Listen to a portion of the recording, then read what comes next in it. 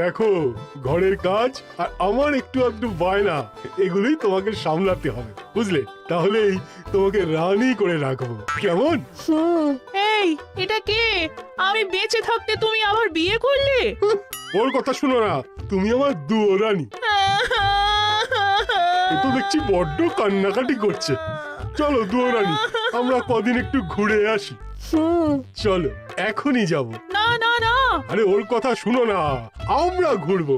মোড়ের মাথায় গরুর গাড়ি দাঁড়িয়ে আছে, চলো চলো।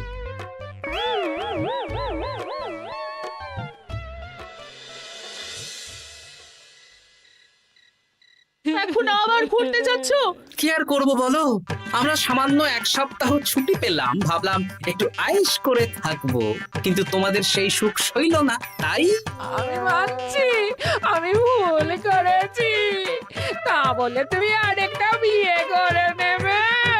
ওকে মালা পরানোর সময় তোমার বুকটা একটু কাঁপলো না? আমার মুখটা মনে পড়লো না? এটা তুমি কেন করলে? আমাকে একটু বুঝিয়ে বলতে, আমি আবার আগের মতো তোমার ছোট ছোট বায়নাগুলো পূরণ করে দিতাম। তার জন্য বিয়ে করলে? তুমি কি নিষ্ঠুর? হ্যাঁ? তোমরা সবাই নিষ্ঠুর। নিজেদের একটা স্ত্রী থাকতে আবার দ্বিতীয় বিয়ে। কি আর করবো, স্বামীর সামান্য আবদার স্ত্রী না রাখলে তো কোনো সংসারই সুখের সংসার হতে পারে না।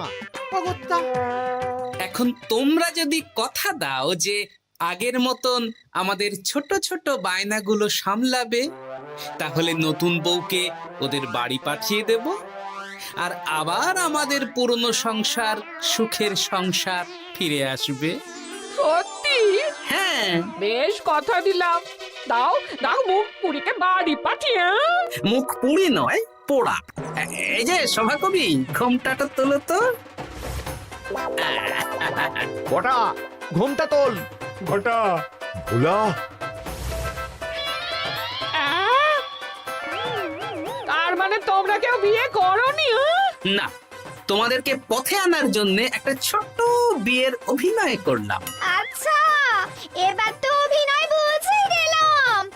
এবার যদি তোমাদের বায়না না রাখি, তাহলে সত্যি সত্যি আমাদের বিয়ে করতে হবে।